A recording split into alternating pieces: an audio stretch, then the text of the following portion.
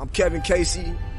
I'm a professional mixed martial arts fighter. And right now what I'm about to do is issue a warning out to all other competitors. I don't want overs. I just expect them to happen. Fatty's gonna fatty is real. He is terrible! We gotta know how many wieners are going down these dudes' throats. I'm gonna go quick because I don't give a fuck about anything that's gonna happen on Saturday. Hello, boys! It's the hot summer. It's a fun time. We're coming off a pay-per-view. We're back with another edition of the MMA Analysis podcast. We're back with the usual suspects. I think Bradley is off this week. We'll shoot up still in Canada. We got New Sean. We got the Kentucky Sodsman as well. How could he's coming off his one-man band riffing, ranting machine post-fight card. He's doing well. Guys, what's going on? I'm surprised you can even call that a pay-per-view last weekend. Holy fuck. I mean, there was a pay, whatever. I'm not gonna make a joke about it. That was rough. I spent too much money to go to that card, and then Did you fall asleep during it? No.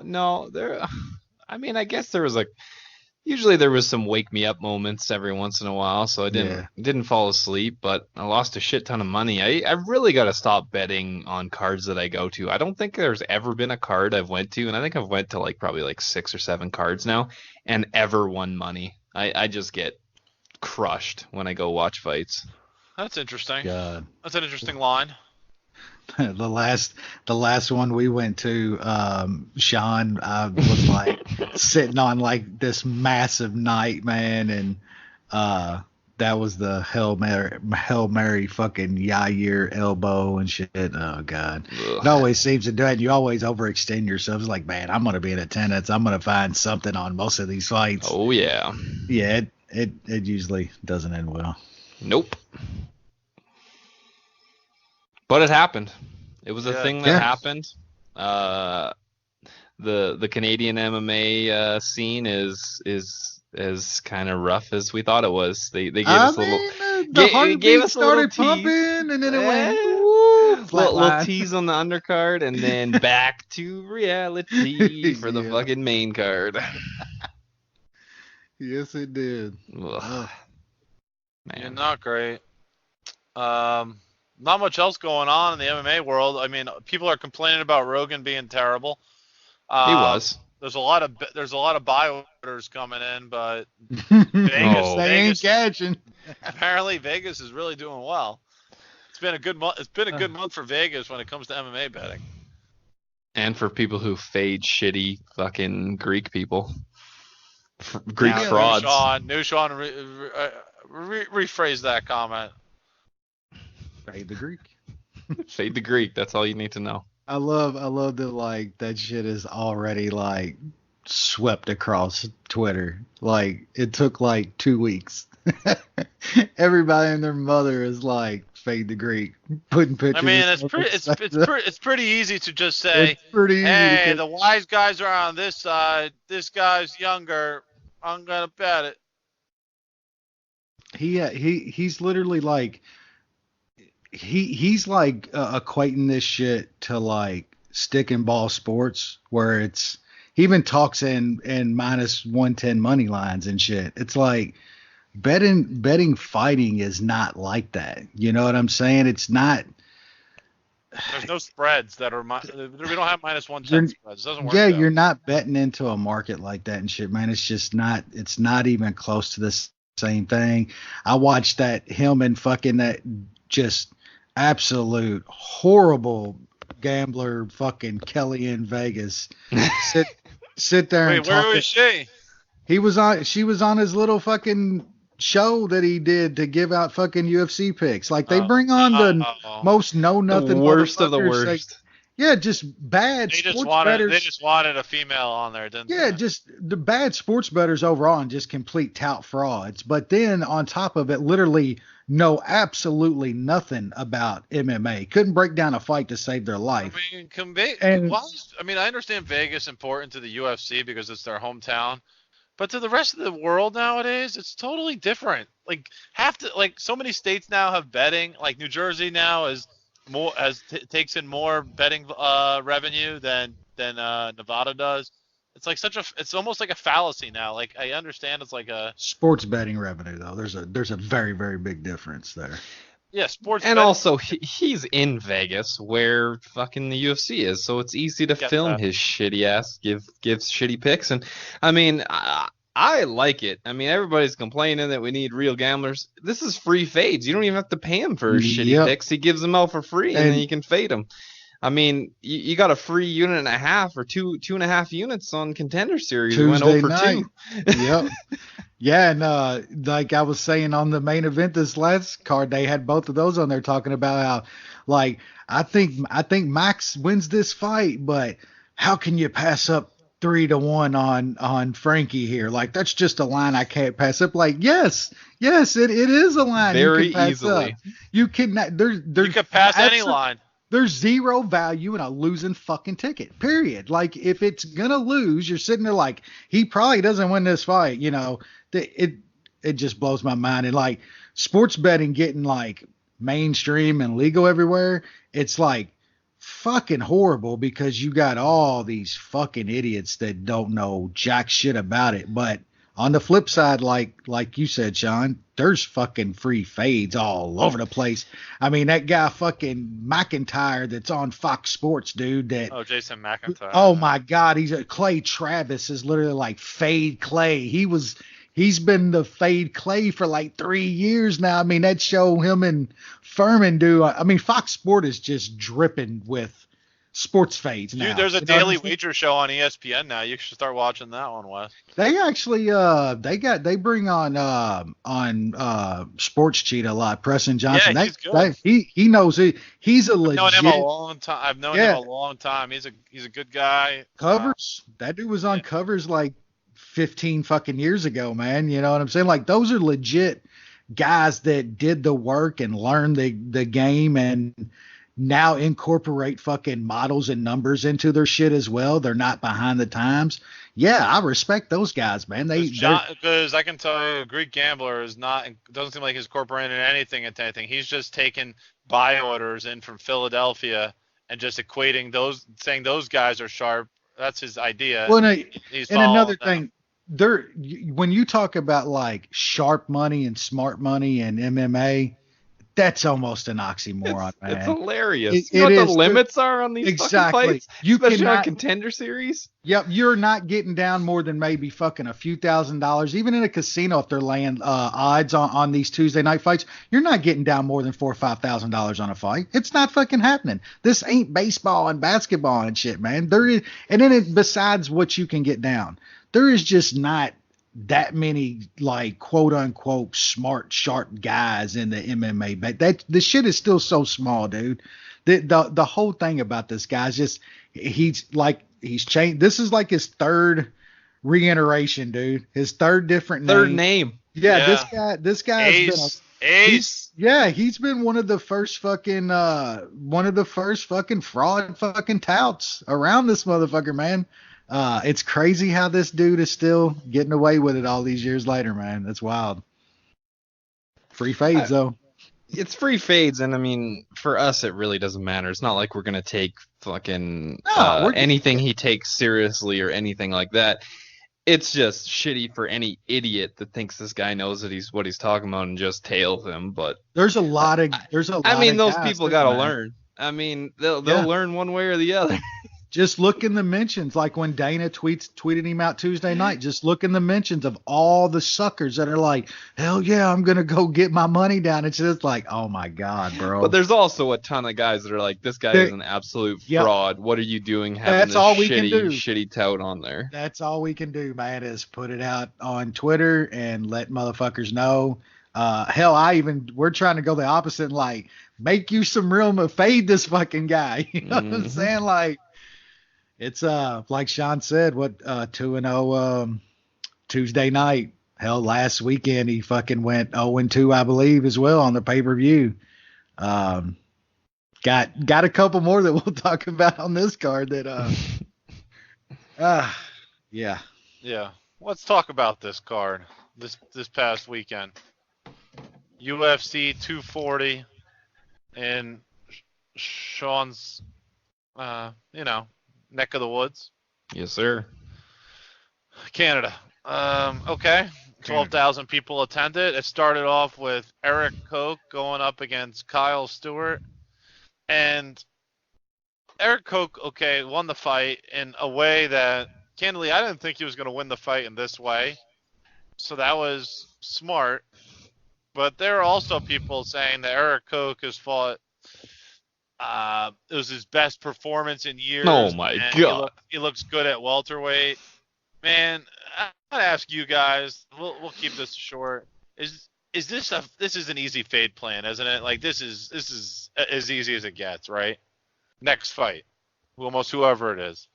I don't know about whoever. But I mean, pretty likely. He's probably not going to get another level guy of Kyle Stewart's level because he still does have sort of a fighting. Could be anybody else who's Kyle Stewart level. Kyle Stewart might be the worst guy in the division. Yeah, there's not many names. Like, he's gonna get a little step up just by name recognition in his next fight. But I mean, I got him here at plus 145, and that was fucking just ridiculous. Yeah, that's a different story. The only guys worse in this division are Mike Jackson, Charlie Ward, and CM Punk. Okay. Yeah, I mean, Stewart is fucking bad, and he still took a round off him on 2 of the judges' scorecards. Yeah, I mean, he did look better. His cardio held up. He got hit with some stuff that would have probably knocked him out at 155. So those are all positive things. But Eric Koch isn't back or some shit, or like making some kind of top 10 run. Did you motherfuckers watch that fight? Like, just take your plus money and move on, and hopefully you get some very nice plus money on the other side against him next time. Because yeah, you're probably right, Jay. If any guy that's a tiny bit better than Kyle Stewart is gonna beat Eric Koch. That's exactly right. Anyway, let's move on to Jillian Robertson and Sarah Froda. I mean, Robertson now getting put up to like a real fight now, isn't she? Yeah. This is a little too much, isn't it? Yeah. But Wes, I'll let you start. Yeah, she looked decent that fight. For me, this fight kind of started. I mean, you touched on it before. Kind of Rogan's kind of bad night. All you heard in this fight was Froda just doing fucking just incredible shit the whole time while Robertson's reversing and fucking just eating her up on the ground. And I mean, we'll talk about it a little more. He did have a bad night, man, like a really bad night. But I still want Rogan around personally. You know what I'm saying? I think he just had a really, really bad night, but I still think Rogan's pretty good for the sport. For like, there's a lot of noob fans that know that Rogan's voice by, you know what I'm saying? They kind of equate the sport with Rogan, and that's a good thing. But as far as like his level of doing his job, it's not good anymore, man. And anybody that says Rogan is literally not falling off bad over the past few years, you're kidding. It's nostalgia. Let's break this down a little further, because this is a interesting conversation, and it's coming up. So, is it that he doesn't care anymore? Is it that he is rusty? Yep. A little bit.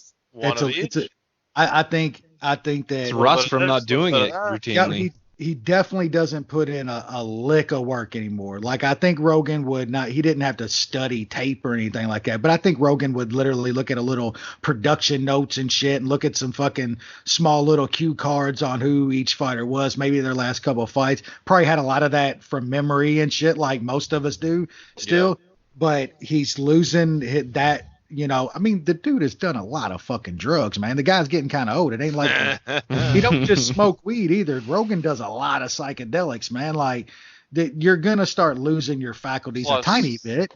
Look what he's doing the rest of his week, right? So he's doing what, three podcasts a week that are like 2.5, 3 hours long. And he's doing stand-up work as well. I mean, he's involved. And the guy's spread thin, man. He's worth like $50 million now, dude. Like you're really more than that. This shit is like just a hobby to him that he likes to go and do every now and then. And you can tell that's exactly what it is. Like the dude's worth so much money now. This is just like a little hobby to him that he gets to do every now and then, man. The only bad thing to me is like he'll stick around as long as he wants to, and you're gonna like you lost Jimmy Smith over that. You probably lost one of the best play-by-play guys out there. I don't think Jimmy Smith was lost because of Rogan.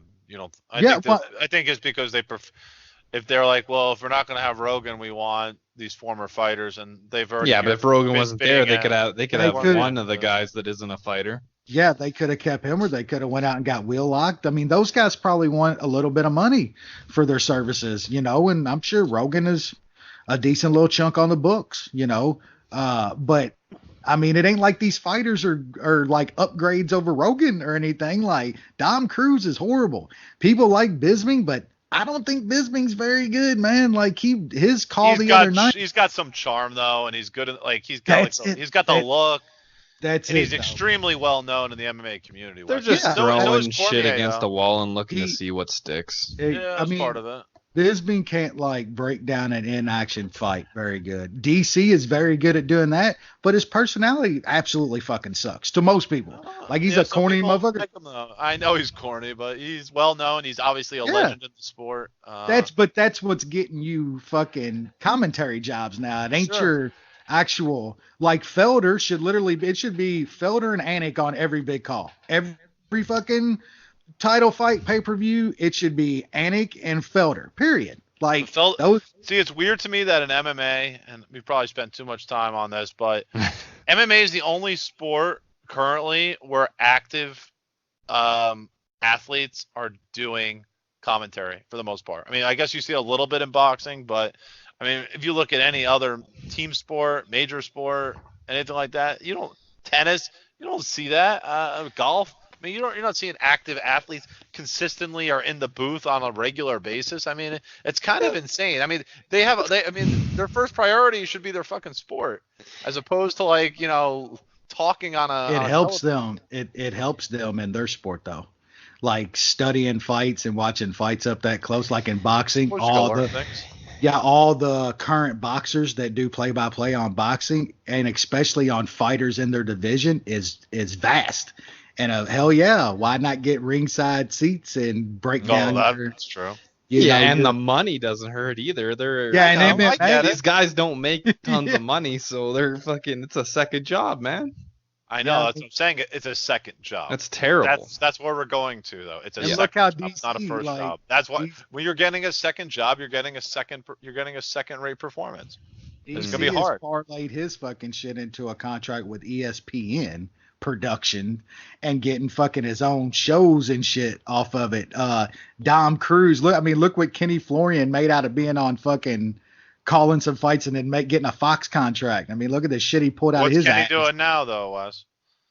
He's got some shit with Fox. I can't remember what it is. He still does the podcast with Anik. And I mean, he's got his own gym, I think, right? Pretty sure. Yeah, he was just at a show recently. I saw him. I forgot. I forgot what fighter he was cornering. He was. It was Ryan Hall. Okay. Of course it is, right? But, all the way back around to Rogan. I mean, you're really gonna have to start, thinking about what he wants to do, man. Because it ain't like he's always bad like he was last week.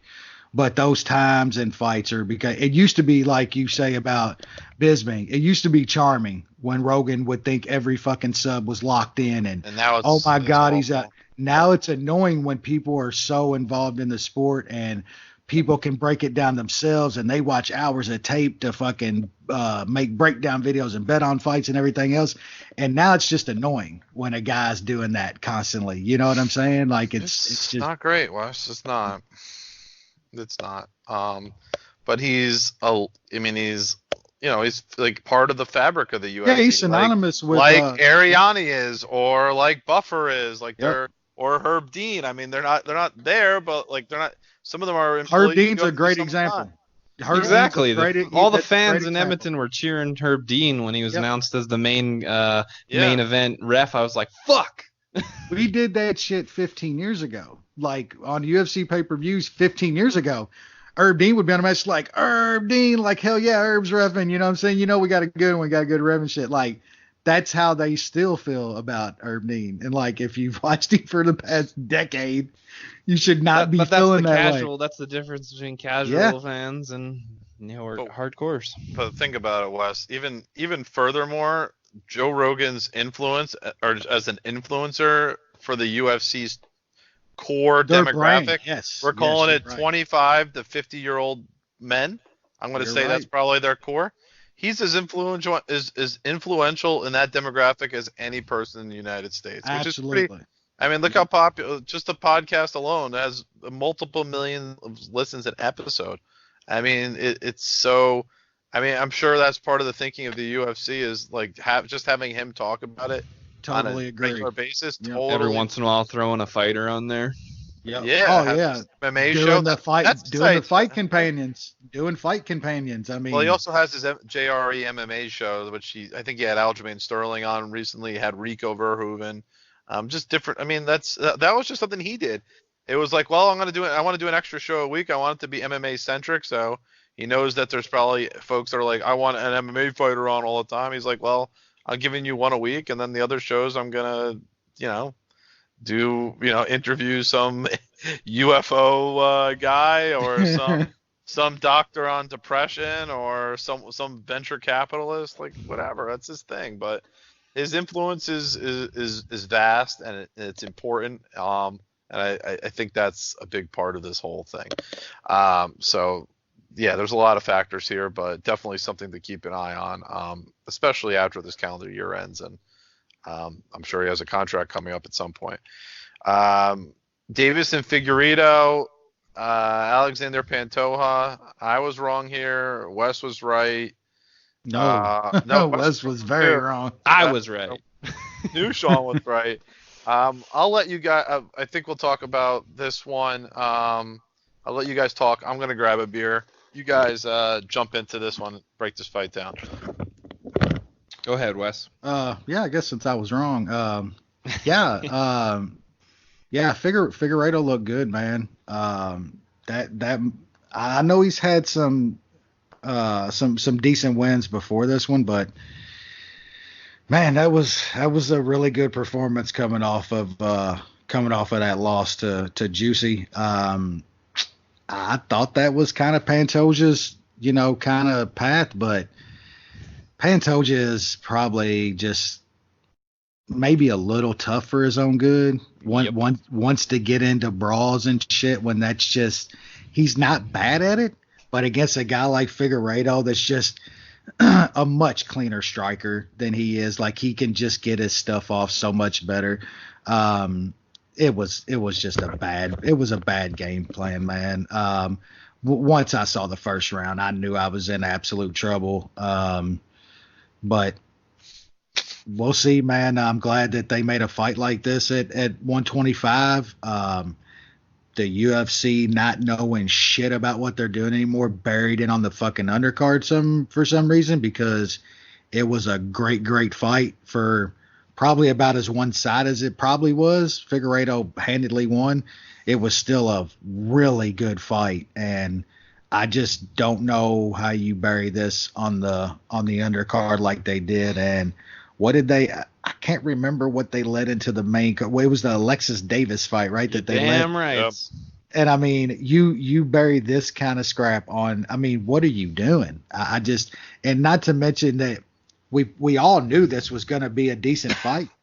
this is one of the top matchups you can make in that division. You know what I'm saying? Like, it was a top five. It was top 5 guys in the division. Yeah. So if you're keeping the division around it, like it looks like they're doing, you know what I'm saying? They're still making fights. They're signing more guys. Like they're going to keep the division around. Wouldn't you want to showcase it? Especially showcase it with a fight that pretty much everybody knew was going to be awesome on paper, and then it turned up being that awesome.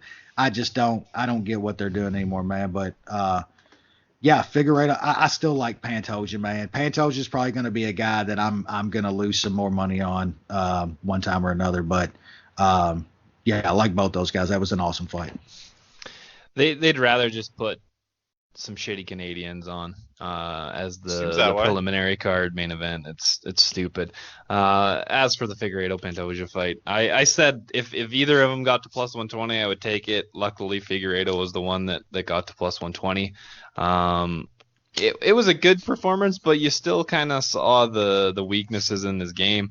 It wasn't a very fast-paced fight. I didn't think it was that very high of volume, and Figueiredo still kind of seemed to gas in the third.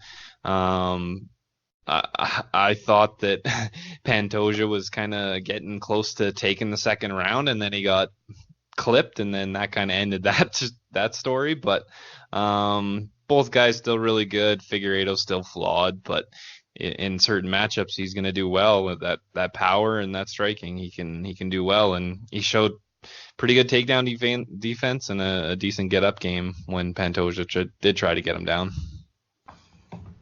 For me, it was power. Just more power in Figueiredo's hands, and that makes a big difference. Quickly on these next couple fights, Gavin Tucker, 3rd-round decision over something called Sung Woo Choi, and Hakeem rear naked choke. Yeah, rear naked choke. He got that's right. him late, I believe. Yeah. Yep, 3rd round. And then Hakeem Dawado, head kick knockout against Yoshinori Hori. There we go. It was cool. Is Dawado ever going to face anyone legitimate? Or are they just going to keep protecting him? Okay, no. Tucker at that plus money at home against this guy was just absolutely laughable, and I appreciate it. I still think Tucker is kind of talented, man, and hell, what I love though, I love the fight IQ, and I love that this dude just hung on and fucking bear hugged this dude for 15 minutes till the end, till he got him, because that's what you want your money on. Well, we'll see. I mean, probably another great Canadian hope, but who knows? And yeah, Dawado, they're going with the fucking they're going with the MVP strategy with him, I guess, because they're just feeding this guy cans. We'll see. That's fair. Yeah. I thought that Choi had decent striking. Like obviously his takedown defense is trash, as is most kind of Asian guys. He's long, man. He's long, and it seems sharp. Like anytime that he was tagging Tucker a little bit, it's just he couldn't keep it standing. Tucker, I think, is going to be fucked if he goes against anybody with decent takedown defense and some striking. Because he was getting let up by an okay striker, and he defaulted to takedown, and if he doesn't get that, it could be a scary story. I wish Hori could have held on for another 51 seconds. I had that fight to go to decision, but it was definitely for the better. He was getting pieced up and getting beat up late in that 3rd round, so nothing wrong with that. Dawado definitely needs a step up. Good body shots, so he should throw more of them. Yep. Viviane Arroyo, Alexis Davis. Arroyo keeps winning. I mean, these announcers got to stop talking about her gassing out like 90 seconds into a round now. I mean, just because somebody's not throwing, just keeps throwing fast doesn't mean they're gassing out. I mean, it's just about just controlled. It's allowed to. Anyway. Sharp jab. She had a really sharp jab. It was decent to see. You don't see that very often in women's fights. Yeah, I thought she had really good footwork too. Davis was trying to pretty much just hang on to her whenever she got close, and yeah, I hear you, Jay. Like, I think we keep. I don't know. She was like a 2-1 favor, but yeah, I think she's still a little underestimated. Fair enough. Main card, Jotko, Marc-Andre Barriel. This went to a split decision. This might have been the worst fight on the card. It's fucking terrible. Ooh. Yeah. Why are we putting Jotko on main cards anymore? I thought we learned our lesson. Because he was fighting a fucking Canadian, but why? Like, what? Everyone else is fighting a Canadian. Who cares? Except for Figueiredo and Pantoja. Whatever. Yeah, this is terrible. Really bad. It was terrible. Very bad. Yeah, I mean, minus 155 was terrible too, though. Jotko was definitely the better guy. Card? I mean, look, I get it. Like, maybe part of it's like, well, we rather have known fighters on the TV card, and then we'll put less known fighters on the main card. I don't know. This was a bad card. Anymore. Yeah. This was just a bad card. Bad on paper and pretty bad in reality. And it didn't get much better in the next fight. Consensus bet did not win again, unfortunately. It looks like we're on a win-one-lose thing. Arman Tsarukyan against Ohm, and I mean, Ohm was doing better in the striking, I thought. He kept going for takedowns. That was He did this to himself, bro. Yeah, like straight up. He could have won this fight. And Sean knows we fucking tweeted about it. He goes for some stupid ass trip fucking takedown. Got reversed. In the third round and easily got reversed, and Tsarukyan laid on him for the rest of the round. And that was it. I mean, he's terrible off his back. He can't get up. He doesn't threaten with anything. It's crazy. As good as he can be on top of somebody, he is that bad on the bottom. That dude's got to learn how to fucking use a hook and fucking get up. But I think his hands did the dude looks like he improves in certain aspects, man. But the other thing I'll say about that is like, MMA gamblers know jack shit. They know as much as fucking anybody. Well, people who are taking buy order certainly ain't giving you, technical analysis on offensive wrestling and defensive. Well, he said who he got that. He said who he got that breakdown from or something. I don't know. It's like a guy with 200 followers or something on Twitter. Like so. Doesn't mean it was wrong. Regardless of the whatever advice that guy gave him, that was just a terrible fight IQ decision going for a takedown when he's winning the stand-up. Now, I don't know if he was tired or what the hell's going on, but you're winning the stand-up against this guy. Why are you trying to take him down? Like, I don't know if he was just like, okay, I'll take him down. I think he's tired now, and I'll sub him. I don't know. Stupid.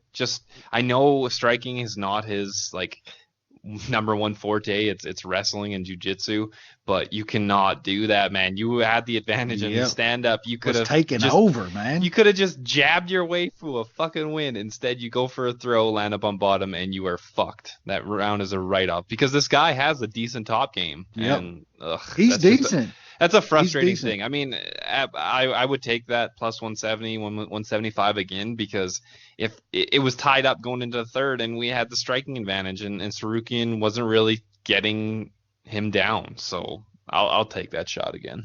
Yeah, I'd bet that line again tomorrow. And people should I like Tsarukyan, but people should slow down. It was Twitter moment again, and motherfuckers are crowning Tsarukyan because he's 22 and this and that. Look, he's decent, but goddamn, we saw some flaws, man. Big flaws. Yep. Just slow down, That's fair. Let's move on because that's what we do. Ooh, this was a hell of one fight. Oh, hell this yeah. was a wait. This was woke me up. This was probably the easiest decision in terms of figuring out. Just looking at this card, and you're like, is this fight going to be exciting? Is this fight going to be exciting? Everyone knew this fight was going to be exciting. It was super easy. When Jeff Neal fights, I'm sure both of these guys Nico Price fight, yeah. I mean, he's Nico Price. Chaos happens, and Jeff Neal throws the freaking dynamite. Jeff Neal, I don't think he's lost in the UFC, has he? No, he's on a pretty good winning streak now too. Is it like 5 or 6 fights? Something he's like won that. 5 in a row, 4 in a row in the UFC. 1 was a Contender Series fight. So, real crazy fight here. Nico Price had Jeff Neal hurt. Jeff Neal had Nico hurt. Jeff Neal's hurt again. Then Jeff Neal landed a huge bomb and then finished on the mat. He has got vicious ground and pound. He's got wins in the UFC over Brian Camozzi, Frank Camacho, Bilal Muhammad, which is his best win, and now Nico Price by TKO. Three finishes, 1 decision. He's 28 years old, turns 29 in August. He's pretty good. I don't know how great his takedown defense. Not sure how good his takedown defense is if he faces like an actual real wrestler. But I mean, he could compete with a lot of guys. I'd love to see him fight Platinum Mike. I think that would be a banger. Yeah, that would be awesome. Your guys' thoughts? I like Jeff Neal, man. Like I think I'm about. I think after that one, I'm about sold, man. Are your and shorts not that down to your ankles? Oh, and I mean that fight on that finish, yeah. I mean the button popped, you know. Yeah, I mean what Jeff Neal mainly showed in that fight to me was heart. Like he hadn't really been put in some spots like that yet in the UFC. We knew he had all the skills. We knew he had just massive punching power and shit. I mean, we all thought that Nico was going to turn this into a crazy fight to begin with. I don't think any of us thought Nico was going to have some of the success that he was going to have for that sustained a period of time, but he did in the fight, man, and he put Neal in spots, man, and Neal came through. That dude stayed in it. Like you said, he got hurt a couple times. You don't know about some of these guys until you see them in those spots. They can look good just freight training guys. Even though he had freight trained some pretty good dudes already, you just don't know how really good they are until they get put in those spots. And yeah, man, I'm impressed, dude. I've always been impressed with his skills. Now I know that he's got the heart and the will to stay in tough spots. I really like Jeff Neal going forward, and even on Nico Price, man, that guy's not great or anything, but I'll pay to watch Nico Price anytime. Like keep that guy on the roster. You just know win or lose, you're gonna get absolute chaos with Nico Price, and I'm always down for that. And yeah, Neal Platinum Mike would just be some anybody against 2% Platinum Mike is just it's gonna be chaos. So Wes, is Platinum Mike growing on you? I feel like he might be. I like the guy. I don't like some of the shit he does, but I mean, he's a character. You can't take him seriously though. Well, I mean he's throwing the N-word around on Twitter Saturday night. So I mean, I don't like that shit. I think that's racist shit. But I do with Greg Hardy. I separate that shit from cage fights, and the guy's a character. There's other parts of him that's funny as hell. I like that shit. I don't like the racist shit. He's in his own world, I feel. Yeah, he is. He's definitely in his own world. He's in a tough scrap next weekend against Luque. We'll see how that goes. Oh yeah, I forgot about that. He's gonna get pieced up next weekend. Might have to do play. That's the one in where the fuck is it? It's Shevchenko Kamrusha. Isn't that in Argentina? Is that some weird place? Platinum Mike's going to South America? You mean he's gonna be salsing with the local talent? Oh, here we go. He's gonna be down there with that full Indian headdress and face. Oh, it's in Uruguay. That's where it is. Can't wait. Yeah, same spot. He'll be down there in that full fucking Indian headdress and fucking war paint. Fine by me. Nico Price still almost pulled that rabbit out of that hat, man. And that guy just keeps doing it, but this time he wasn't able to follow through. But yeah, Jeff Neal, awesome to watch, big power. We'll see what he's got next because he's damn good fun to watch. Co-main event, Cyborg returned against Spencer.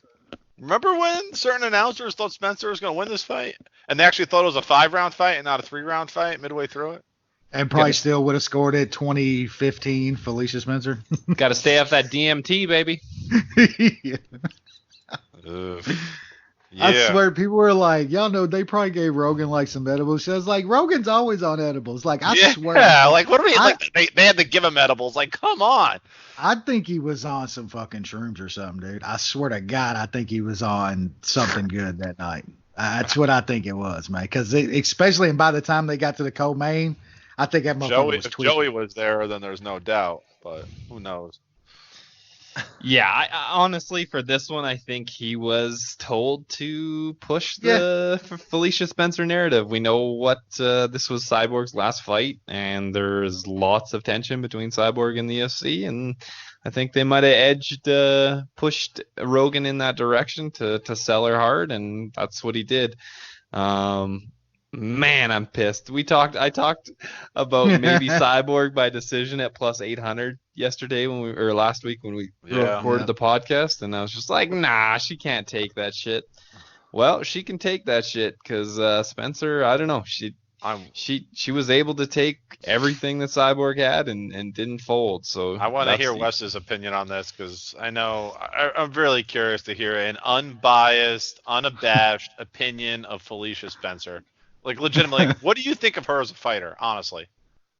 I mean, outside of, like, people just outside of the betting odds, as a fighter in that division? Because those are two different things. I don't know what division is it at this point.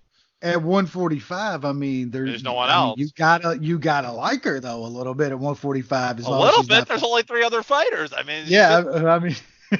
She probably loses to Nunez and fucking Cyborg and gives the rest of them a fight. You know what I'm saying? Because she took 15 minutes of Cyborg, and hell, she just having Cyborg up against the cage and shit. She was out-muscling Cyborg. Yeah, I mean, she did some impressive stuff. But really easily. Like, she was out. She was just out fucking gunned, man. You know. And yeah, like Sean said inside this, I even said last week, I was like, a lot of people like Cyborg inside the distance. I don't like that too much. You know what I'm saying? Like, she's kind of left chicks in the fight for a round and a half here lately. I didn't see it. Like, I thought it was going to still happen, but yeah, that plus 800, I know I had to hurt John a little bit. Yeah. What's funny is the video she put out today where she was Spencer talking put out a video? No, Cyborg put out like a backstage video after the fight, and pretty much was like telling Dana, walked up, was like, you need to stop lying. It's like, I text you and said I want that rematch, and then you go out and tell everybody I'm scared, I don't want to fight her. And Dana pretty much looked at her. He's like, you can't believe when I'm out there saying stuff like that. You can't believe that's not even the truth. Like, Dana pretty much admitted to her, like, that he just lies to everyone else. I just lie and bullshit. So don't believe anything that you see me say. He pretty much said that to her face. Like, I mean, I think we've all known that about Dana White for fucking years, and now he just comes out and just says it. Like, but I don't know, man. I don't know if they get that fight done, man. Our boy Aaron talking, man. They're burning their bridges fast with the UFC. I think she probably wants to be gone. I think it's probably better for everybody. I mean, I would not mind seeing Cyborg go over to fucking Ryzen or One and fucking be head kicking motherfuckers and TRT tour. We got it. Yeah, kneeing chicks on the ground and shit. I mean, that would be awesome. Also, I think Sean is a little right on the Rogan point, and I don't think, like, I saw people like going at our boy Capoza when he kind of talked about it, like, oh, Rogan's not gonna be like doing shit like that stuff. Like, why wouldn't Rogan? Like, Rogan is the ultimate company, man. Like, Jay, you touched on it earlier. Like, he started a podcast and all shit. Like, they're good for each other. Like, they've made Rogan big. Like, he's big, and he gives them the publicity now on after he's gotten this big. So absolutely, I think Rogan was out there pushing the Spencer narrative and stuff. Like, that's one of the only explanations for being that far off on a fight. But I think he did. I also think he likes the underdog kind of story. Like, he's hoping, like, every time he's kind of out there, like, he's gonna see like something historic's gonna happen. Like, I don't know. I think he's okay with that. Like, he's trying. Yeah, I mean, just like anything else. Like, if there's some fighter who's, you know, like, considered like an immortal, and they're giving them a fight, he's hoping like something crazy. Like, even with Thiago Santos, like, he was pushing that against John Jones. Jones fight. Yeah. So you kind of can see a history there. The Cyborg like gassing narrative though that he started literally minutes into the fight. I hated that so much. He's done that for a while though. That is actually something that he's done with like he used to like slobber over Cyborg. Like she's the baddest woman ever, but he always did like, oh, Cyborg, she gets tired. She's got to get these girls out there early. She gets tired. She's got all those muscles. But he took that shit to a whole nother level. Literally minutes into the fight, he was like, she's looking tired. She's gassing. That's the worst call I've ever seen him have. By far, it's not even close. That's the worst call that dude's ever had. Can't disagree. Yeah. We'll move on to the main event. Nushan, we'll start with you. Frankie Edgar, Max Holloway. Wish this fight took place 2 or 3 years ago, but it's cool to see two surefire Hall of Famers fight. By order. And all time, I mean, probably 2 of the top 20 fighters in the history of mixed martial arts. I think that's a fair statement, right? I don't know. I don't know. You have to go there, Wes. It's very close. I don't know about Frankie. He's close. Oh, come on, Wes. He's won a title at 2 weight classes. Yeah, it's close for me, man. No, he didn't. Just one. Yeah, he's only one. He's fought 4 titles. He was an interim champion at featherweight. No, he wasn't. I thought he was. I have to look back. No, yeah, Frankie doesn't have a belt in 2 weight classes. The only times he fought for the belt was against Aldo, and he lost both times. Okay, fine. You're right. I mean, look at all the wins. Cub and Yair and Chad Mendez, beat Faber, Penn, Maynard, all these guys. I mean, I get it. Yeah. But saying top 20, there's a lot of good fucking fighters. Yeah, man. I mean, he's on that right there, I think. But I won't go as far as that guy lost a lot of big fights, man. There's a lot of guys that won a lot of big fights. He lost a lot of big fights, man. Not saying that he's not great. There's some people that I saw last week saying that he's not even great or anything. Well, that's shameful. Would Frankie, your perception change if the judges correctly scored a certain fight of his against Ben Henderson? Yeah, but he also won the BJ Penn fight when he shouldn't have. So yeah, exactly. We can play that game.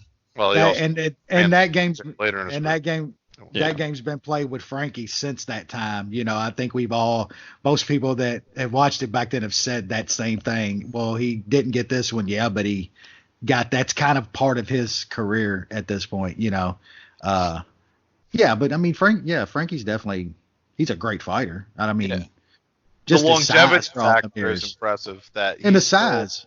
He's still extremely competitive after how many years doing this? It's hard. Yeah. There's very few guys that say that about.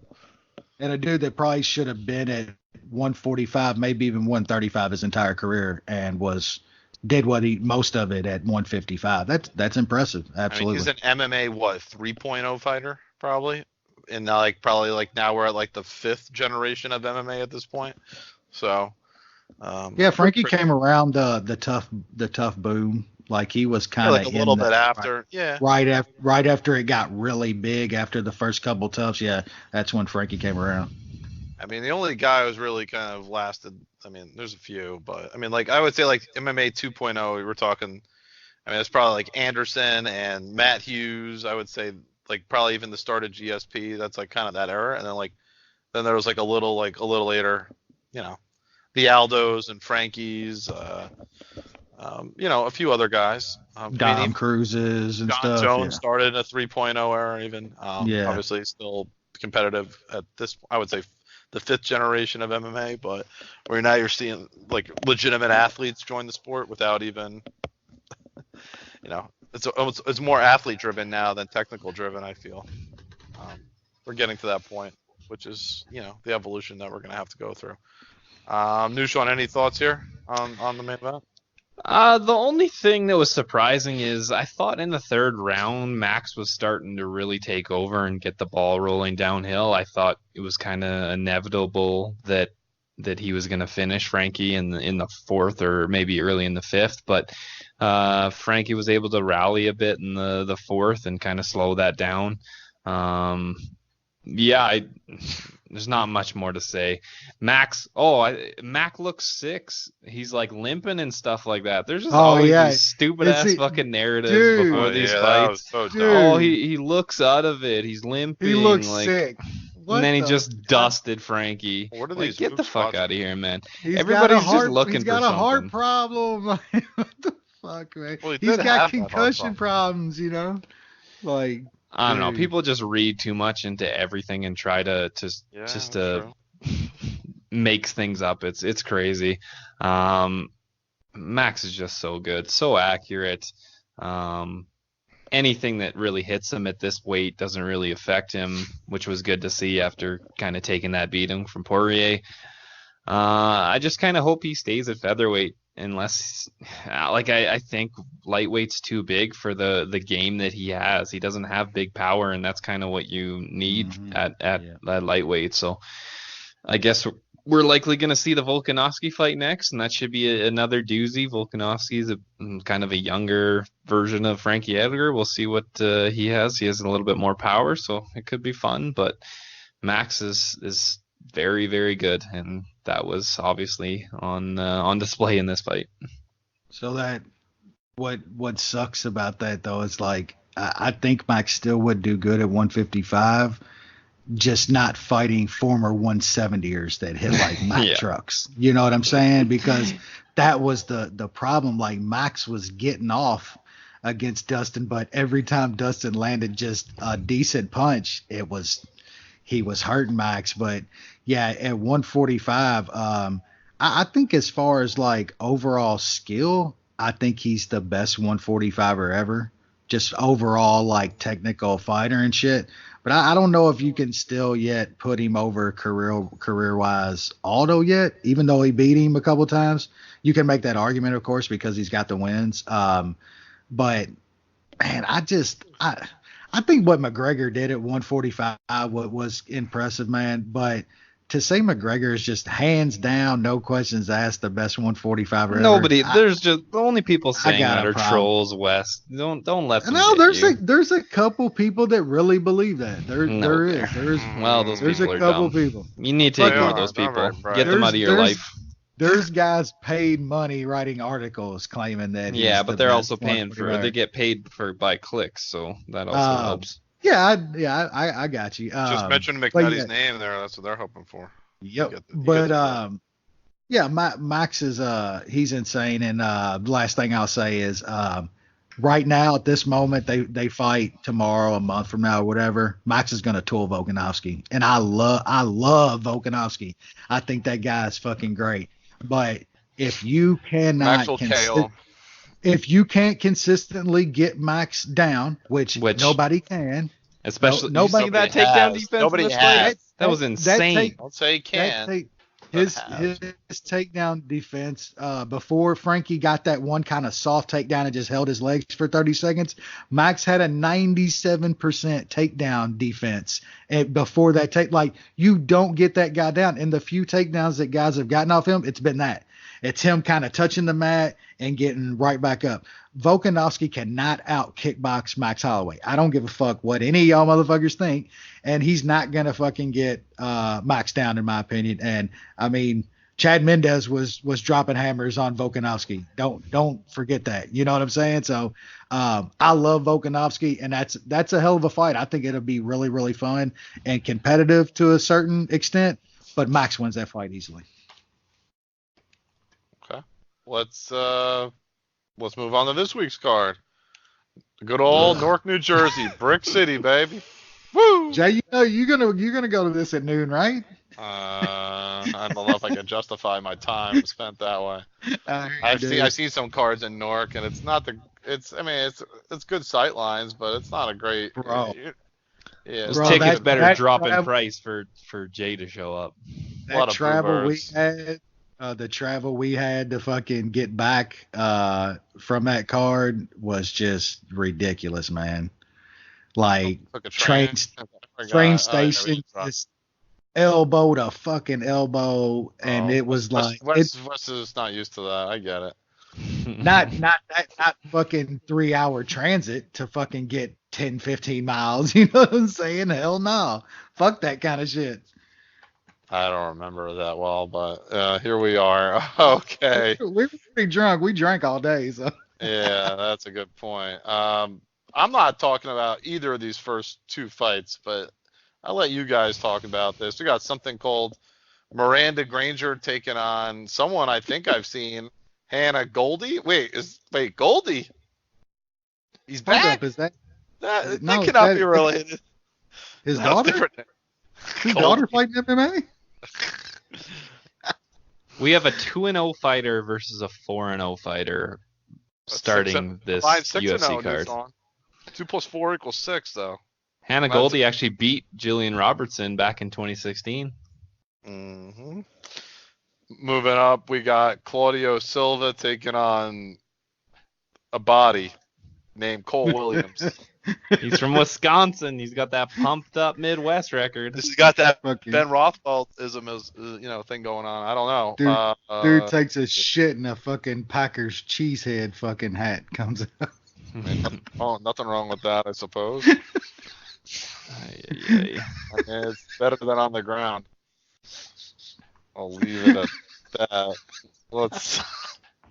We got third He's fight. 35 years old. Like, why I are they know, putting dude. this guy in here? They couldn't He's find gonna anybody get wrecked. better. Like, who the fuck is this guy? Like, Mike Jackson in at least, or Charlie Ward? it ain't like this shit's in Kansas City or something. He's the Fucking fourth Newark. ranked middleweight in Iowa. That's Is it that what we're hard dealing to with. get people to come This to my guy- great New Jersey? this It should guy's- not be that hard. This guy's Pat Militich's fucking pool guy. Man. Pat Milicic probably taught him about, how, the world is just a simulation, and Tower 7. Jesus Christ. that's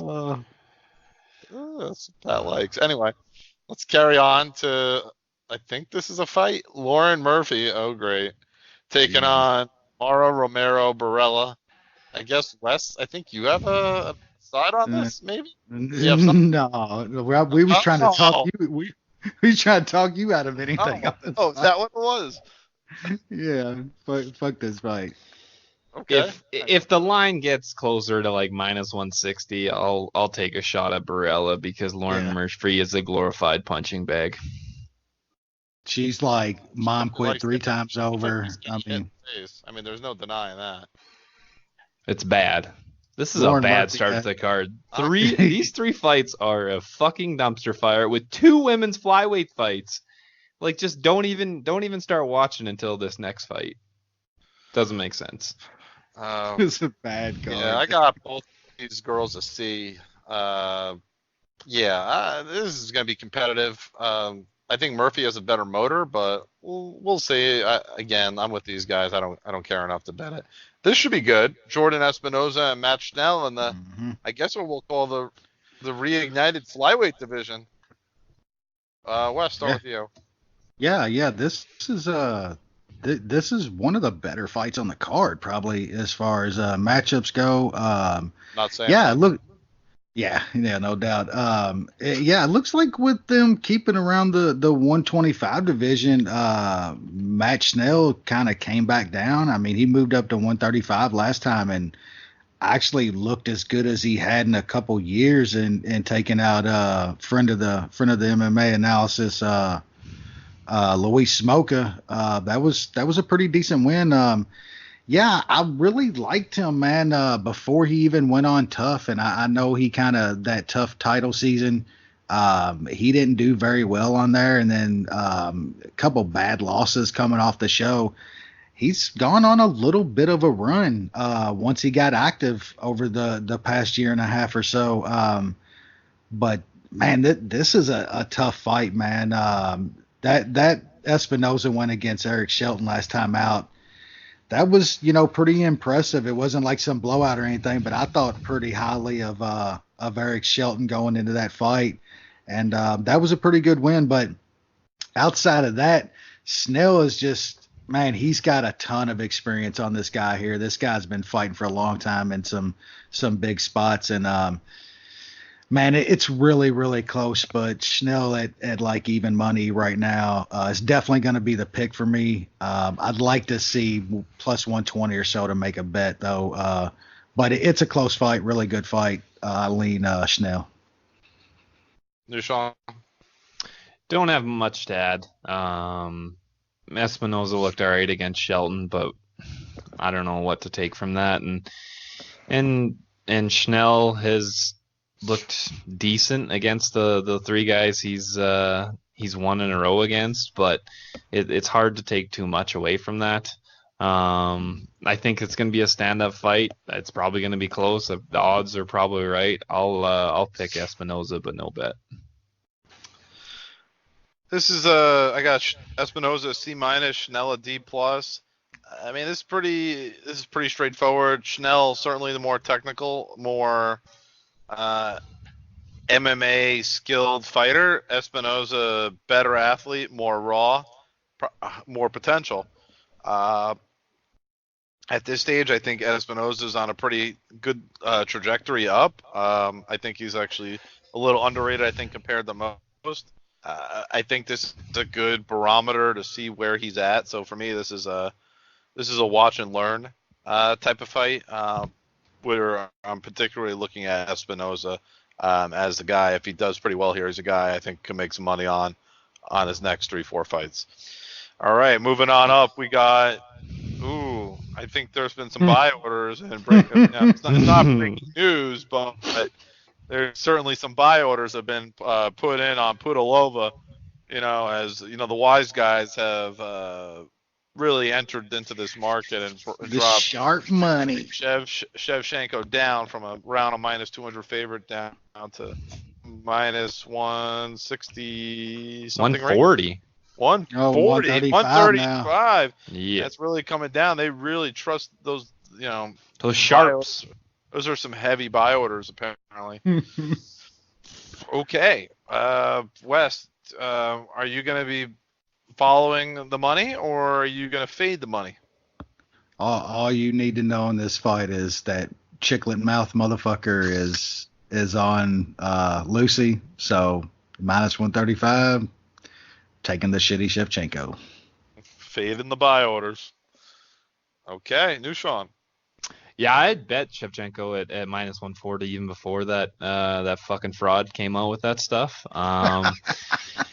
But I just like the matchup here. I know Shevchenko. That was a pretty disappointing loss as a big fave against Modafari, but that was a complete different matchup. Pudilova's not going to go for takedowns. This is going to be a straight up kickboxing match, and I favor Shevchenko pretty heavily in that. Shevchenko is just a much better kickboxer. I already got a unit on her at minus 140, like I said, and I'm probably going to add some more now that it's dropped to like minus 130. So yeah, I'll in on Shevchenko. Let's see what the chicklet got. Chicklet. Okay. That's fine. I got both fighters a C. I think this is pretty interesting. Shevchenko definitely the better striker, more technical. Pudilova is pretty good size to the weight class, pretty physical. Shevchenko had some issues with that in a previous fight. I think it's clearly a hole in her game that she needs to improve on, and I'm pretty confident she has. I mean, just training with an all-world fighter, that's going to help. Learning from her, that's something she's going to have to do. I lean towards Shevchenko, but not enough of an edge to make a bet. We got Mickey Gall. I can't believe he's back, taking on something called Salim Touari. Oh, man. Got me on the Touari. I have no clue how this cat just keeps getting fights. It's pretty crazy. God, we will always have fucking them fucking giving us fucking Diego against this motherfucker at plus money. That was good times. Yeah, look, Mickey Gall is he's not very good, man. The dude, used the word terrible. Yeah, it applies, man. Look, I know people say, well, he's on the mat. If he gets it to the mat, like, is he really that good on the mat though? Like, I don't think so. You know what I'm saying? Like, Diego Sanchez was laying on top of him, just beating the shit out of him. Yeah, if he can get on top, maybe, but if he's on the bottom, he is fucked. And if that's where this is probably going to be mostly a kickboxing match, and this isn't George Sullivan, this isn't Sage Northcutt or fucking CM Punk. I don't get this line, man. Honestly, I'm fading Gall here hard. This is probably one of my favorite spots on kind of a really shallow betting card. So yeah, give me that fade on Gall here. Okay, Nushan. All right, these are Mickey Gall's UFC wins. Mike Jackson, who is an MMA reporter. CM Punk, 37-year-old wrestler. Sage Northcutt, and George Sullivan. Nice. That is his wins. That is terrible. He is fairly lost on the feet. If he can get you down and get on top, then he's got a chance. But if not, then he's kind of screwed. In this fight, I think Tuari is going to be able to sprawl and brawl, and that's going to be bad news for Mickey Gall. Tuari, his takedown defense stood up against Nakamura. It was a somewhat close fight. You know, obviously Nakamura edged him, but I just think on the feet, Tuari has a big advantage, and that's where this fight is going to take place. I put a unit on Tuari at -125. I might add more. I'm also looking at possibly my TKO at +275 because we know Mickey Gall gasses. Yeah, and if the fight does not go his way, he seems to crumble. So it could be a small play for me there as well. Yeah, that's some good points there. I got Gall at D-, Tuari D. I think Nushan nailed it.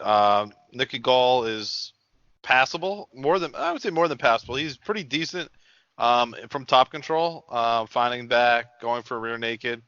Kind of like Michael Chiesa a little bit in that regard, that he's really always seeking that out. And if he gets your back, he's going to be fairly successful. But he's not nearly as big for the weight class. I shouldn't say he's not nearly as big. He's not nearly as adept at securing takedowns. And he's going to really struggle if he can't get the fight to the ground. He's a novice at best on the feet. I think Tuari is going to be able to do that, and he's going to be in big trouble here, Mickey Gall, fighting an actual fighter when he hasn't had his two most notable wins are Sage Northcutt and CM Punk. I mean, like, come on, like, let's be real here. Now he's facing guys that actually want to do this for a career and aren't just moonlighting for some other nonsense. So I'll take Tuari as well, and I'm going to bet it. We're going to have Tuari as our MMA Analysis consensus bet of the week. We are fading Mickey Gall. Woo! Let's go. We're going to get a win here. Get back on. Sean, give us the odds, please. Drum roll. You got anywhere from -118 up to -125, anywhere in that range. Sounds like free money if you ask me. Yes, sir. All right, let's move up. We got main card time. We got Darko Stosic in the light heavyweight division taking on Kenny Nunchuck. Come on, man. Oh, come on. All right, Wes. We'll start it off. What are you gonna take, a Sai or a Nunchuck in this fight? Look, man. Look, this dude, our boy Kenny Nunchuck might. That motherfucker might have the fight IQ of a fucking used urinal cake. Kenny numbnuts. Man, look, the hog size difference in this fight is just gonna be massive. I don't think much of Stosic, man, but man, if I hadn't seen what I had seen last time out of Kenny Nunchuck, I'd be on this dude massively here. I think he's a better fighter, but goddamn, he does dumb shit, man. Getting taken out by Paul Craig like that. Paul Craig's done that to a couple other guys. I mean, I will say that, and we watched how we watched how Ankalev came back after doing kind of the same kind of dumb shit that Kenny Nunchuk did. We knew he was a good fighter that just kind of fucked up, and he proved it next time out. I don't think that Kenny Nunchuk is Ankalev good or anything. I think he's the better fighter here, though, man. Dude hits like a truck. If he connects on Stolchik one good time, dude, he's in trouble. But man, the plus money is kind of what is making me go back and forth here. But I'm gonna pick Kenny Nunchuk. I haven't bet it, man. If the line creeps up at all, I'll sprinkle something on it. But I just think he's the better guy here. He's just, man, fight IQ means, we talk about it all the time. Fight IQ means so much in these fights now, and I'm not sure that dude is on. He's probably on the spectrum when it comes to fight IQ. Yeah. Okay. Some more good points. Nushan, take it away. This fight just screams pass. Yeah. Fair game. Like Kenny better than any fighter. His nickname is Kenny Nunchuk. he fights out of Fortis, and they've actually been doing really well. Yep. Like recently, they have a good head coach, but like I cannot get past what he did to Paul Craig. I will never forgive him for that. He's got to do a lot of shit, and I mean, this is still light heavyweights. You can land, like, guys have big power. They can land shit. It's just stay away from me. I definitely am going to pick Kenny Nunchucks, but no way I'm putting money on him. Yeah, this is ugly. I got Nunchucks a D-, Stosic a D. I don't think Nunchucks has any power at all. I think he might have the least amount of power of anybody in the light heavyweight division. I mean, it's a pretty bold statement, but it's true. He's physically, from a size and stature standpoint, I mean, there's a lot of potential there, just based on raw. But he hit KO a guy on Contender Series before the Craig fight. Not this guy though, but okay, let's see it. Prove me wrong, Nunchucks. I'll take Stosic to win, but neither of these guys are going anywhere. So for the bet, for me, is a pass.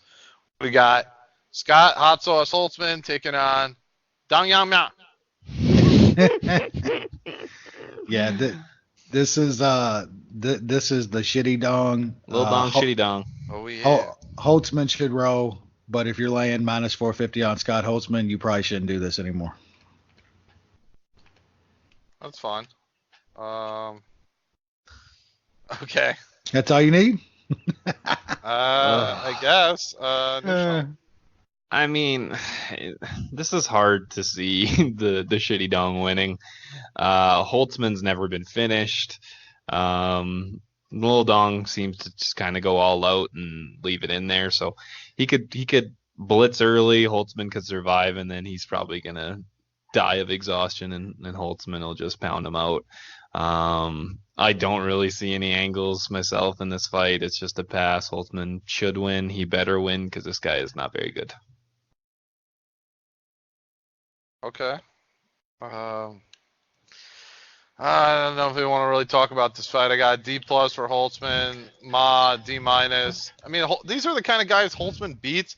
Like he just does. I mean, he's pretty strong for this division. He's gotten better with his striking, and I mean, Ma coming over to the U.S. for this fight. I mean, I think this just sets up well for him. I mean, there's a reason why he's a big favorite. And he's a guy who crushes cans, right? So we'll take the can crusher. This should be a better fight, at least on paper. We got Meerkat, Gerald Mearshart taking on Trevin Giles. Wes, let's hear it. Well, sadly, some buy orders came in on this fight and just absolutely ruined my day when I saw it. Steam it out. Man, look, I really like Giles coming into this fight. I missed the opener at minus 125. I probably would have got as much as I could on that. Kind of glad I guess I'm glad I didn't. I just don't know what to make of this fight now because I'm just second guessing everything because that Greek chicklet motherfucker has got a buy order on Giles here, and me personally, I think he's the much better fighter, man. I don't think much of Meerkat. I mean, he's a tough dude that kind of stays in fights, man. But man, Giles is just, I think, so much better everywhere. I've liked him since he got to the UFC. I know he lost to Zach Cummings last time out. That was kind of a quick guillotine, and I think Zach Cummings is actually pretty good. I think Zach Cummings is a much better fighter than Muskrat is. Man, I really like the parlay on this card with Giles, and I'm probably still gonna make it, but it's gonna be nowhere near the size wager that it was gonna be before I saw fucking Fade the Greek on him. I'm gonna have a hard time even typing in the password on that bet now. I really am. I really like Giles. I think this line is just completely off, man. But like I said, so much second guessing now. That guy's so cold, man. He's been level running an MMA bet at right now, man. It's hard to be on any side of that guy, and that's no bullshit, man. When we see this shit all the time, dude. When guys are that bad, they just start mushing fucking everything. So yeah, I like Giles. He's gonna be the pick, man. But fuck you, you fucking chicklet mouth motherfucker. You've heard it here first. Hashtag Fade the Greek. Whew, New Sean. After that, I don't know how you're gonna be able to talk. I don't have too much. I agree. I feel like Trevin Giles is the better fighter. Meerkat does have the old submission that he can pull out every once in a while, but Giles has pretty good takedown defense. I don't really see that happening unless somehow Giles gets tired or somehow gets clipped on the feet, but I think Giles will probably win and probably finish him likely in the second round, but I really don't want to touch it. The Greeks got the bad juju on old Trevin Giles, so I might just pass. Yeah, he does have bad juju. I got Giles a C-, Mearshart a D+. Giles' athleticism was too strong here. I think he stuffs enough takedowns from Mearshart. Even though he's shorter than Meerkat, he's just way more athletic, way more power. He's improving too. I think he'll eventually, I don't know, be a real player in this weight class, but he's got enough talent that he's going to move up and maybe even, I can see him being a top 15 guy. I think that's certainly in his wheelhouse. So Giles will take this win and get the W. Not a bet yet, but I'm monitoring this if it comes down further. Don't know though, since all the buy orders are coming. Yep. Yeah. We got Joaquim Silva taking on, I think he's friend of the MMA Analysis podcast, Nasrat Hakparast. Yeah, this is actually a pretty decent matchup, I think. Yeah, I think I do think Hakparast should win this fight, man. He's got some really good wrestling, man. Can control fights quite a bit, but man, Silva's a tough out, man. That was a pretty good win over Jared Gordon last time out. Even though I do favor Hakparast in this spot, I'm just not sure that Silva should be a 2-1 dog in this spot, man. And that's kind of screaming my name. I haven't bet it yet. I'm probably going to take a little bit of that line on Silva. Like I said, I think Hakparast wins this more times than not by using this wrestling against Silva. But man, he's got a little bit of pop, man, and I think if he can lay something on Hakparast early and get some respect, that this fight could get a little wild. So 2-1, I might take a shot. Silva's going to be the pick in Top Master. New Sean. I'm on the other side. I like Hakparast quite a bit. Silva was losing that fight. He was pretty gassed out before he was able to clip Jared Gordon there. The fight before that, he lost to the old Vink Pickle. Like, this guy, I don't think is that good. And I think Hakparast is going to be able to I think Hack Press is going Pickles? to be able to push him. Pickle actually not looking bad lately, though, right? Yeah, but at the It's gotta time he win. wasn't looking good. I just think Hack Barras is going to be able to get Silva down. He's going to be able to tire him out, and he's just going to overwhelm him here. I think Hack Barras is going to pound him out probably in the second, maybe early in the third, with Silva being just too tired after getting forced to wrestle. I put Hack Barras in the open parlay I had with Max from last week, and I got minus 122. I got just over a unit and a half on that. I like Hack Barras here. You're probably right. I got Hack Press a C-. I got Joaquim Silva a C-. I like both these. I mean, I think both these guys are pretty good. Hack Press may not be a finisher, but he's just a brutal guy to deal with. Silva probably a better striker overall on the feet, but Hack Press just is just tenacity and power at this division from a grappling standpoint.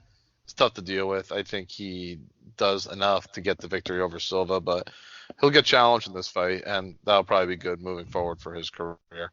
Co-main event, we got Clay Guida taking on Jimmy Miller, and kind of a throwback fight. Yeah. Has this happened before? I feel like it had to. Yeah, it's crazy. It's a UFC main event and fucking co-main event in 2019. Hell yeah. We are. Yeah, I'll keep my shit short. I'm kind of I like the guy that I think is a tiny bit less shot worn. Well, I don't even want to say that. A guy that has recently not looked as bad since he got some medical stuff taken care of. And Clay Guida, he likes to dance around and do a lot of nothing. I think Jim Miller can do just a little bit of enough to win rounds here and get a decision over Clay Guida. I like Jim Miller. Okay. All right, Nushan. I don't like Jim Miller as much as Wes. I think I still got to side with him, but he has looked a lot better since getting the Lyme disease figured out. But I also don't know what his gas tank is like, because the times he has won, it was 2 minutes of a fight. What happens if that doesn't happen?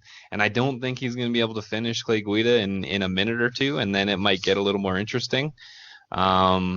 Guida didn't look great against BJ Penn. I mean, Penn took a round off him in 2019. It's a pretty terrible look. So I definitely can't back Guida in this situation either. But I did like Go's decision. I got a half a unit on it at minus 140. I just think these guys are both too tough, and Guida's not going to get subbed, so it's probably just going to get sloppy, and it's going to go the distance. And I'll pick Miller to win a close decision. Okay. I got Clay Guida C-, Jim Miller C. I just think Jim Miller's a different fighter since they figured out the Lyme disease component, issue that he had, which was slowing him down, didn't have the energy. He's just a different fighter since then. His striking's way better. He's got more endurance, and just he's a more well-rounded fighter than Clay. Clay, as we've seen in his last fight, I mean, he made it competitive with BJ Penn. Okay, that's tough. So if this assuming this stays standing for a long period, I mean, it's a huge advantage for Jim Miller. It's not even close. And on the ground, Miller can threaten with submissions as well, but the striking is just a huge difference. So unless Guida goes for takedowns and just holds him down for 15 minutes, he's not winning this fight. So I'll take Jimmy Miller to win this bout. It's close to it's a little, like, probably about 20 cents more than I'd like to play, but I'm watching the line. Main event.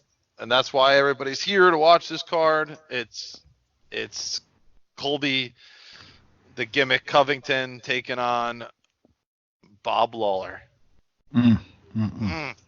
Wes, take us through this main event. This is gonna hurt. This one's gonna hurt, man. I absolutely fucking can't stand Colby Covington. I never got the gimmick. It's starting to fade now for everybody. And now I'm like, see, it wasn't that great to begin with.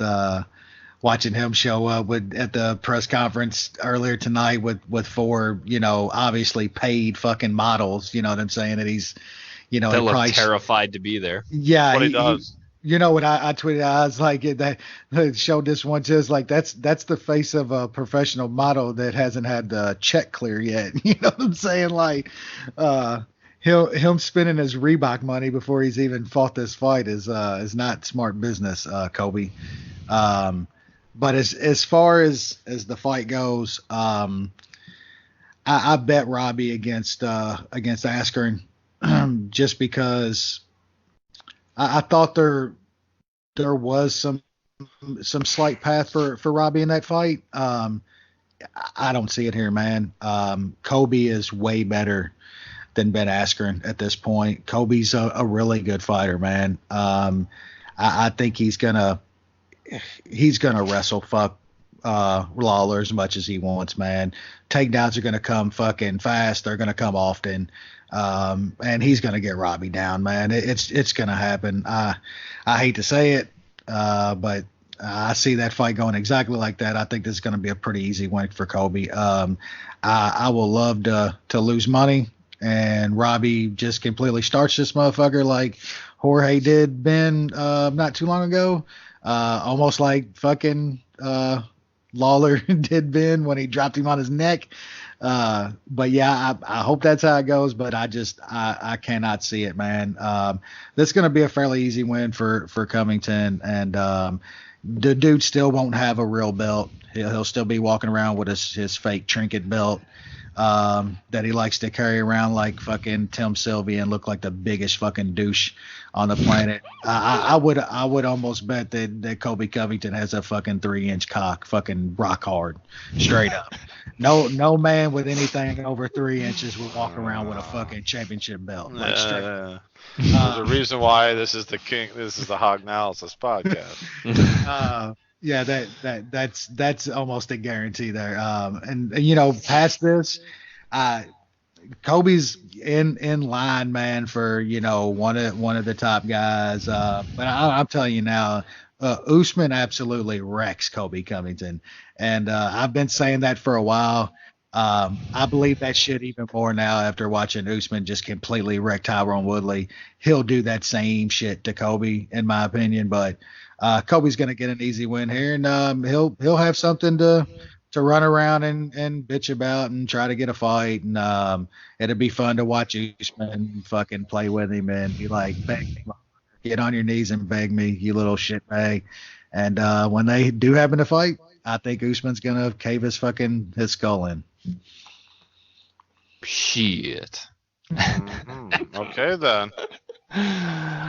I haven't played anything this fight yet. Obviously, I think if Robbie doesn't pull a Masvidal or a round one early versus Askren, I think he is gonna get wrestle fucked. We've seen much lesser wrestlers able to take down Lawler in Rory McDonald and some other guys like that's worrisome. Really, Colby, the only thing he's got to worry about is the first 10, 30, 1 minute of the round before he gets it down. I'm likely going to have to put Colby in an open parlay.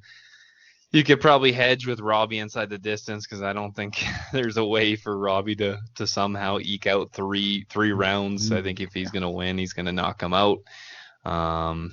But seeing as that's only like plus 350, I think, I don't really like it that much. It's actually plus 285.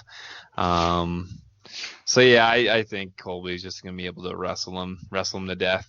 I don't know if he's going to be able to finish him. It's pretty much even money for it to go to decision / doesn't go to decision. That would be surprising, but I don't know what Robbie looks like when he gets wrestled for 4 rounds, 5 rounds. He could be done. So, I mean, I guess that wouldn't be the most surprising thing for Covington just to get a TKO win against Robbie Lawler. That would be terrible. But yeah, Covington probably going to be the bet. I got Covington at A, Bob Lawler B+. Everything in my head just seems to like put Dos Anjos in the Covington category in terms of the endurance and just the constant push and tenacity. That's just tough for Lawler, who's kind of struggled with guys like that, cardio guys in the past. That's certainly one thing Covington has going for him. Outside of one of the better, I should say even better. It's a top 10 wrestling game in MMA. He's got a really good motor, and it's going to be tough for Bob to get the win. It's a little different fight than Askren, who clearly has some chin deficiencies, despite being a tremendous wrestler. And just sloppy shots. Yeah. He's Covington's not a little smarter. He sets him up a lot better. He's nearly not as good of an athlete as Covington either. So not even close. Yeah. So and let's be candid. I mean, Askren ended up getting the submission anyway. So I mean, this is just, I know, but it wasn't looking good for Bob in my opinion. Either way. So I mean, Covington doesn't get hit early. I think he wins this fight kind of going away. I mean, there's probably a live betting scenario too, where if Covington survives the first 3 minutes, I mean, he wins this fight going away. So that's the way I look at it.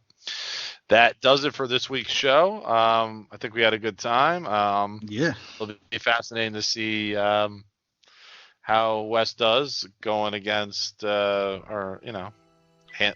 versus the buy orders. That's going to be an angle we're going to have to analyze and evaluate as time continues to push on. But we'll see. Good stuff. Thanks for joining us, and we'll be back next week.